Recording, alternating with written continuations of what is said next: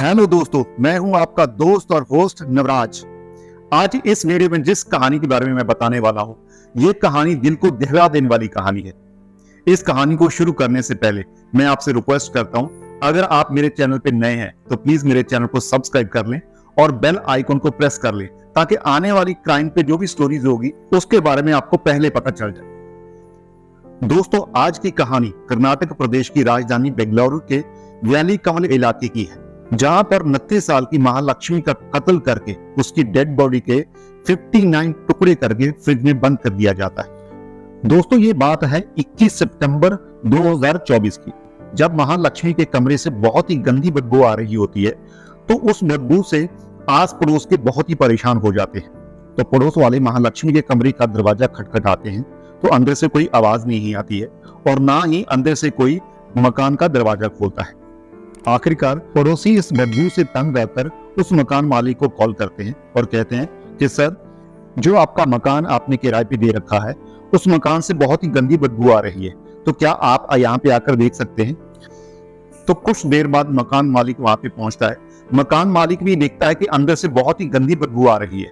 मकान मालिक दरवाजा खटकाता है तो दरवाजा कोई भी नहीं खोलता।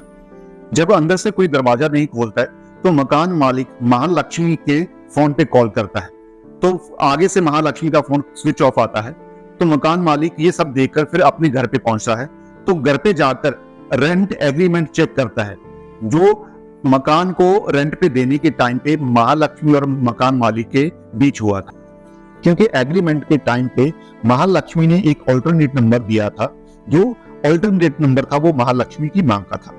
फिर मकान मालिक उस नंबर पर कॉल करता है, तो आगे से एक लेडी फोन पिक करती है, जिसका नाम होता है मीना राणा, जो महालक्ष्मी की मां होती है। तो मकान मालिक मीना राणा को कहता है कि जिस मकान में आपकी बेटी महालक्ष्मी रहती है, मैं उस मकान का मालिक बोल रहा हूं। मैं उस मकान पे गया था तो किसी ने दरवाजा नहीं खोला और मैंने आपकी बेटी को कॉल किया, आपकी बेटी का जो फोन है वो स्विच ऑफ आ रहा है, क्या आप वहां पे आ सकते हैं। तो महालक्ष्मी की मां आगे से जवाब देती है, जी हाँ, मैं वहां पे आ जाती हूँ। आपको बता दूं कि महालक्ष्मी के मकान की 2 चाबियां थी। एक चाबी महालक्ष्मी अपने पास रखती थी और दूसरी चाबी महालक्ष्मी ने अपनी मां को दे रखी थी। और फिर जब महालक्ष्मी की मां अपनी छोटी बेटी के साथ वहां पे पहुंचती है और आस पड़ोस वालों के साथ, मकान मालिक के साथ जब दरवाजा खोलते हैं, जैसे ही दरवाजा खोला जाता है, अंदर का दृश्य देख के महालक्ष्मी की मां और उसकी बहन की चीखें निकल जाती हैं। क्योंकि उस टाइम पे जो रूम के हालात होते हैं बहुत ही भयंकर होते हैं कि डेड बॉडी के जो कुछ टुकड़े वहां पे बिखरे होते हैं और पूरे रूम में ब्लड बिखरा होता है, और जिसको देख के हर बंदा अंदर से दहल जाता है और जल्दी से बाहर आते हैं, क्योंकि सब लोग बदबू को झेल नहीं पाते हैं। ये सब कुछ देखने के बाद उसी टाइम पे स्थानीय पुलिस को कॉल करके पूरी घटना के बारे में जानकारी दी जाती है। पुलिस को पूरी घटना की सूचना मिलने के बाद तो पुलिस घटना स्थल पर पहुंचती है। जब पुलिस घटना स्थल पर पहुंचती है, अभी भी बहुत ही ज्यादा बदबू आ रही होती है। तो पुलिस जब मकान के अंदर एंट्री करती है तो बताया जाता है कि इतनी बदबू आ रही थी, पुलिस अपने पास 2-2 मास्क पहन के एंट्री करती है मकान के अंदर। तो बताते कि जब पुलिस मकान के अंदर एंट्री करती है तो पूरे मकान में कीड़े रिंग रहे होते हैं। तो पुलिस जब एंट्री करती है तो पुलिस देखती है कि एक फ्रिज की तरफ कीड़े जा रहे हैं। तो पुलिस उस फ्रिज को खोलती है तो अंदर से डेड बॉडी के पार्ट्स रखे होते हैं। फ्रिज के जो 3 पार्ट्स होते हैं, उन तीनों पार्ट्स में फ्रिज के अंदर बॉडी के पार्ट्स रखे हुए हैं अलग अलग। एक पार्ट में टांगे रखी हुई हैं, एक पार्ट में बॉडी के जो धड़ है वो रखी हुई है, और एक पार्ट में बॉडी का सिर रखा हुआ है। और बॉडी के कुछ पार्ट्स पूरे मकान में बिखरे हुए हैं और जो ब्लड के छींटे पड़े हुए हैं। ये पूरा सीन देखे, यानी कि मकान के अंदर का पूरा दृश्य देख के पुलिस वालों के पैरों के नीचे से जमीन निकल जाती है, क्योंकि उन्होंने पहले ऐसा कोई भी सीन नहीं देखा था। क्योंकि इतना जो भयंकर दृश्य था रूम का, यानी कि उस मकान का इतना भयंकर दृश्य था, कोई भी ऐसे सीन को देखेगा, यानी कि ऐसे दृश्य को देखेगा तो सभी का दिल दहल जाएगा। ये सब देखकर सब आस पड़ोस वाले हैरान हो जाते हैं और मां लक्ष्मी की मां और उसकी छोटी बहन जोर जोर से रोने लगती है। और ये सब देखकर पूरे शहर में सनसनी फैल जाती है और देखते ही देखते ये खबर सोशल मीडिया के थ्रू पूरे भारत में फैल जाती है। बताया जाता है कि मकान के हर कोने में मांस के टुकड़े होने के कारण और गंदी बदबू के कारण पोस्टमार्टम हाउस में काम करने वाले कर्मचारियों को स्पेशली डेड बॉडी के टुकड़ों को समेटने के लिए बुलाया जाता है। और डेड बॉडी के टुकड़ों को पोस्टमार्टम के लिए नजदीकी हॉस्पिटल में भेज दिया जाता है। मीडिया रिपोर्ट्स की माने तो जब पोस्टमार्टम के दौरान डेड बॉडी के टुकड़ों की गिनती की जाती है तो पूरे 59 टुकड़े होते हैं। ये सब देखने के बाद पुलिस इन्वेस्टिगेशन में लग जाती है और इन्वेस्टिगेशन में पता चलता है कि महालक्ष्मी की फैमिली जो है वो नेपाल के रहने वाली है, जो 2019 में इंडिया में आए थे और बेंगलोर में बस गए। और आपको बता दूं कि महालक्ष्मी के जो परिवार में उसकी माँ, भाई, बहन है और पिता का देहांत हो चुका है।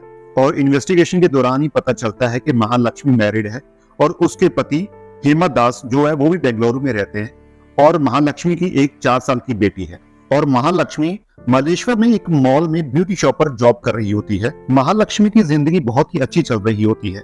अक्टूबर-नवंबर 2023 में महालक्ष्मी और हेमंत दास के बीच झगड़े होने स्टार्ट हो जाते हैं। ये झगड़े तब स्टार्ट होते हैं जब हेमंत दास यानी कि महालक्ष्मी के पति को पता चलता है कि उसकी वाइफ का किसी और के साथ अफेयर चल रहा है, जिसका नाम अशरफ है, जो बेंगलोर में ही एक नाई की दुकान में काम करता है, जो उत्तराखंड का रहने वाला है। ये सब पता लगने के बाद हेमंत दास और महालक्ष्मी के बीच झगड़े होने लगते हैं। इन दोनों के बीच झगड़े इतने बढ़ जाते हैं कि दोनों अलग अलग रहने लगते हैं। इन्वेस्टिगेशन में यह भी पता चलता है कि महालक्ष्मी 9 महीनों से किराए के मकान में अकेली रह रही थी। इन्वेस्टिगेशन में यह भी पता चलता है कि महालक्ष्मी की अपनी फैमिली से आखिरी मुलाकात 19 अगस्त राखी के दिन हुई थी, जब वो अपने भाई को राखी बांधने गई थी। और जब पुलिस इन्वेस्टिगेशन कर रही होती है तो पुलिस को महालक्ष्मी के मकान से एक फोन मिलता है, जो कि फोन महालक्ष्मी का होता है। तो पुलिस उसी टाइम पे महालक्ष्मी के फोन की कॉल डिटेल निकालने के लिए भेज देती है। जब फोन की कॉल डिटेल आती है तो पता चलता है कि महालक्ष्मी का फोन 2 सितंबर से लेकर 21 सितंबर तक बंद था और उसी दौरान यानी कि 2 सितंबर से लेकर 21 सितंबर के बीच महालक्ष्मी की फैमिली ने भी उसको कॉल नहीं किया। और इससे अंदाजा होता है कि महालक्ष्मी की मौत 2 या 3 सितंबर के बीच हुई है। ये सब देखकर और इन्वेस्टिगेशन में पूरी जानकारी जुटाने के बाद पुलिस का सबसे पहले शक महालक्ष्मी के पति पे जाता है। पुलिस को लगता है कि महालक्ष्मी को मारने के पीछे उसके पति का हाथ है। उसके बाद पुलिस महालक्ष्मी के पति को यानी कि हेमंत दास को पूछताछ के लिए पुलिस स्टेशन बुलाती है। महालक्ष्मी का पति यानी कि हेमंत दास पुलिस को बताता है कि सर, मैंने महालक्ष्मी का कत्ल नहीं किया है। मैं और महालक्ष्मी 9 महीनों से अलग रह रहे हैं। मेरी और महालक्ष्मी के बीच कोई भी बात नहीं हुई है। अगर आपको मेरे पे शक है तो आप मेरी कॉल डिटेल निकाल सकते हैं। तो महालक्ष्मी के पति की बात सुनकर पुलिस महालक्ष्मी के पति की यानी कि हेमंत दास के फोन की कॉल डिटेल निकालती है, जिसमें पता चलता है कि महालक्ष्मी और उसके पति के बीच 9 महीनों से कोई बात नहीं हुई है। तो इससे पुलिस को यकीन हो जाता है कि महालक्ष्मी का जो पति है यानी कि हेमंत दास सच बोल रहा है, महालक्ष्मी का कत्ल इसने नहीं किया है। तो इसके बाद पुलिस हेमंत दास से पूछती है कि आपको किसी पे शक है। तो हेमंत दास पुलिस को बताता है कि महालक्ष्मी और अशरफ के बीच चक्कर चल रहा था, जो उत्तराखंड का रहने वाला है, जो एक नाई की दुकान में काम करता है। मुझे लगता है कि मेरी पत्नी को मारने के पीछे उसका हाथ है। और फिर पुलिस महालक्ष्मी के पति को यानी कि हेमंत दास को छोड़ देती है और हेमंत दास के कहने पे फिर पुलिस अशरफ को पूछताछ के लिए उसकी दुकान से पुलिस स्टेशन में लेकर आती है। पुलिस स्टेशन लाने के बाद पुलिस अशरफ से बहुत लंबे समय तक पूछताछ करती है और पुलिस 1 सितंबर से लेकर अशरफ की कॉल डिटेल निकालती है और उसके दौरान ही अशरफ के मोबाइल की लोकेशन के बारे में पता करती है और जहां पर अशरफ काम करता है वहां से पूछताछ करती है और अशरफ के लिंक में जितने भी उसके दोस्त होते हैं उन सभी से पूछताछ करती है। अशरफ से पूरी पूछताछ होने के बाद पता चलता है कि अशरफ का भी महालक्ष्मी की मौत से कोई लेना देना नहीं है। उसके बाद पुलिस अशरफ को छोड़ देती है और फिर पुलिस जितने भी महालक्ष्मी के लिंक में उसके दोस्त होते हैं सबसे पूछताछ करती है और सभी लोग बेकसूर पाए जाते हैं। और इसके साथ साथ पुलिस की एक टीम सीसीटीवी रिकॉर्डिंग खंगाल रही होती है। इत्तेफाक से एक आदमी शक के दायरे में आ जाता है, जो आदमी उसी डेट को उसी तरफ जाता दिखाई देता है, जो महालक्ष्मी के कत्ल के हिसाब से टाइमिंग और डेट भी मैच हो जाती है और पुलिस उस आदमी को आइडेंटिफाई करने में लग जाती है। और पुलिस इन्वेस्टिगेशन के लिए उस मॉल में भी जाती है जहां पर महालक्ष्मी जॉब कर रही होती है। वहां पे पता चलता है कि महालक्ष्मी 1 सितंबर के बाद जॉब पे नहीं आई है और वहां पे पता चलता है कि महालक्ष्मी जॉब पर लास्ट डे 1 सितंबर को आई थी।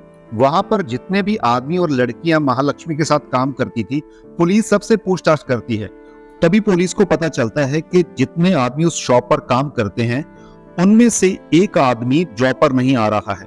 फिर पुलिस उस आदमी की डिटेल्स निकालती है जिसका नाम मुक्ति रंजन होता है। उसकी उम्र 31 साल बताई जाती है और वो उड़ीसा का रहने वाला है। आखिरी बार मुक्ति रंजन भी 1 सितंबर को शॉप पे गया था और 1 सितंबर के बाद वो भी गायब है। तो पुलिस का मुक्ति रंजन पर शक जाता है क्योंकि जब महालक्ष्मी के मोबाइल की कॉल डिटेल निकाली गई थी उस टाइम पर भी मुक्ति रंजन का महालक्ष्मी के कॉल डिटेल में नंबर आया था कि उस टाइम पे भी उसमें शो हुआ था कि मुक्ति रंजन और महालक्ष्मी के बीच 1 सितंबर को बात हुई थी। जब पुलिस का शक मुक्ति रंजन पर जाता है तो पुलिस मुक्ति रंजन के फोन की कॉल डिटेल और लोकेशन को खंगालना शुरू कर देती है। तो पता चलता है कि 2 और 3 सितंबर को मुक्ति रंजन के फोन की लोकेशन उसी एरिया की थी जहां पर महालक्ष्मी का मकान था और जहां पर महालक्ष्मी का कत्ल हुआ था। ऐसे क्लू मिलने के बाद पुलिस का शक यकीन में बदल जाता है कि महालक्ष्मी को मारने वाला मुक्ति रंजन ही है। जब पुलिस का शक यकीन में बदल जाता है कि महालक्ष्मी को मारने वाला मुक्ति रंजन ही है तो पुलिस उसके बाद मुक्ति रंजन की डिटेल निकालती है और उसके किराए के मकान पे पहुंचती है जहां पे वो रह रहा होता है। जब पुलिस मुक्ति रंजन के घर पे पहुंचती है तो देखती है कि मुक्ति रंजन वहां पे नहीं होता है और उसके घर पे उसका छोटा भाई होता है। जब पुलिस छोटे भाई से मुक्ति रंजन के बारे में पूछती है तो उसका छोटा भाई बताता है कि उसको काफी दिन हो गए हैं, उसने बेंगलोर छोड़ दिया है। तो पुलिस फिर उससे पूछती है कि मुक्ति रंजन ने जाने से पहले आपको कुछ बताया था? पहले तो उसका छोटा भाई पुलिस को कुछ बताता नहीं है, फिर पुलिस की सख्ती बरतने के बाद वो पूरी डिटेल में बता देता है कि हाँ 3 सितंबर को मुक्ति रंजन ने मुझे कॉल किया था और कॉल करके बोला था कि अब ये घर हमने खाली करना है, तुम इस घर से निकल जाओ। तो मैंने उससे कॉल से पूछा क्या बात होगी भैया, तो उसने बोला कि ऐसी बात मैं फोन पे नहीं बता सकता हूँ, मैं घर पे आकर बताता हूँ। और फिर भाई घर आता है और मुझे ये घर छोड़कर किसी और जगह जाने के लिए कहता है और साथ में ही कहता है कि मैं अभी बेंगलुरु छोड़ रहा हूँ क्योंकि मेरे हाथ से महालक्ष्मी का कत्ल हो गया है और अब मैं गाँव में जा रहा हूँ, तुम भी ये घर छोड़ के किसी और जगह चले जाओ। इतना कह के वो अपना सामान लेके यहाँ से चला गया। मुक्ति रंजन के भाई से पूरी डिटेल में बात करने के बाद पुलिस को महालक्ष्मी के कातिल का पता चल जाता है। तो पुलिस मुक्ति रंजन के भाई से मुक्ति रंजन के गांव का एड्रेस लेती है। तो पुलिस को पता चलता है कि मुक्ति रंजन ओडिशा स्टेट के भद्रक डिस्ट्रिक्ट का रहने वाला है। जब पुलिस ने मुक्ति रंजन के मोबाइल नंबर को ट्रेस करना शुरू किया तो उसकी लोकेशन भुवनेश्वर की होती है। उधर मुक्ति रंजन को मीडिया के थ्रू पता चल जाता है कि महालक्ष्मी के कत्ल के बारे में पुलिस को पता चल गया है। तो उसी कारण मुक्ति रंजन अपने मोबाइल से सिम निकाल देता है और दूसरा नंबर यानी कि नया नंबर लेकर उसी सेम मोबाइल में डाल देता है। यहाँ पर मुक्ति रंजन बहुत बड़ी गलती कर देता है कि वो अपना मोबाइल चेंज नहीं करता है, जिसके थ्रू पुलिस को मुक्ति रंजन की लोकेशन के बारे में पता चलता रहता है और वहां से मुक्ति रंजन कलकत्ता चला जाता है। पुलिस को मुक्ति रंजन की न्यू लोकेशन पता चलती है कि मुक्ति रंजन अब कलकत्ता में है।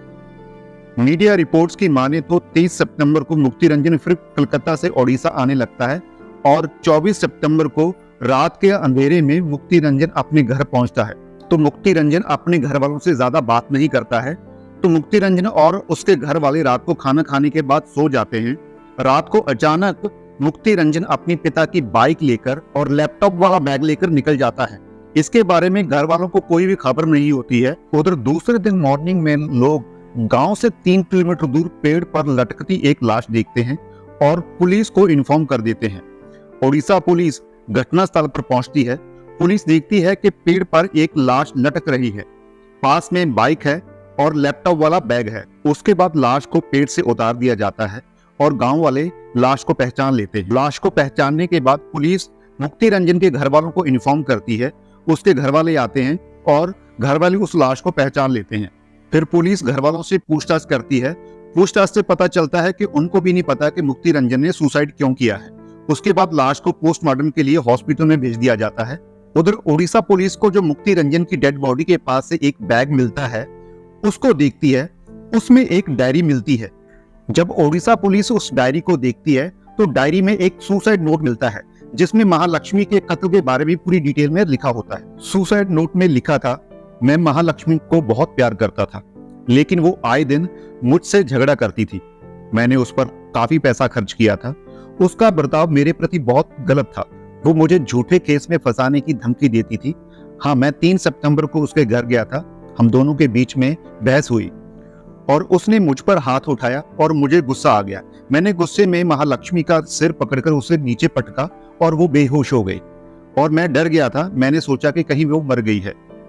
उसके बाद मैंने चेक किया तो महालक्ष्मी मर चुकी थी। कत्ल के बाद लाश को ठिकाने लगाने के लिए मैंने उसके टुकड़े कर दिए। गुस्से में जो भी हुआ वो गलत हुआ। महालक्ष्मी के कत्ल का जिम्मेदार मैं हूँ। उसके बाद मैं बहुत डर गया था, इसीलिए मैं भागकर अपने घर आ गया था। ये सारी बातें मुक्ति रंजन ने अपने सुसाइड नोट में कबूल की है।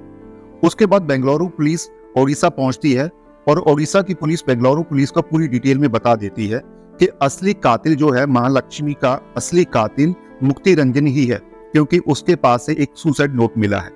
तो दोस्तों, ये थी महालक्ष्मी के कत्ल की असली कहानी। कातिल का तो पता लग चुका है कि मुक्ति रंजन के सुसाइड नोट के आधार पर मुक्ति रंजन ही महालक्ष्मी का कातिल है। पर उसका असली मोटिव क्या था, उसने महालक्ष्मी को क्यों मारा, इसके बारे में अभी कुछ भी पता नहीं चल पाया है और ना ही पता चल पाएगा, क्योंकि जो राज थे वो मुक्ति रंजन के सुसाइड के साथ ही चले गए। और अब ये भी पता लगाना मुश्किल हो गया है कि मुक्ति रंजन ने महालक्ष्मी को अकेले ने मारा या उसको मारने के लिए किसी और ने उसकी मदद की थी। ये सब राज के राज ही रह गए हैं। तो दोस्तों, ये थी महालक्ष्मी के कत्ल की पूरी कहानी। अगर आपको ये स्टोरी सही लगी, अच्छी लगी है, तो मैं आपको रिक्वेस्ट करता हूँ, प्लीज मेरे चैनल को सब्सक्राइब करें और बेल आइकॉन को प्रेस कर दें, ताकि आने वाली स्टोरीज के बारे में आपको पता चलता रहे।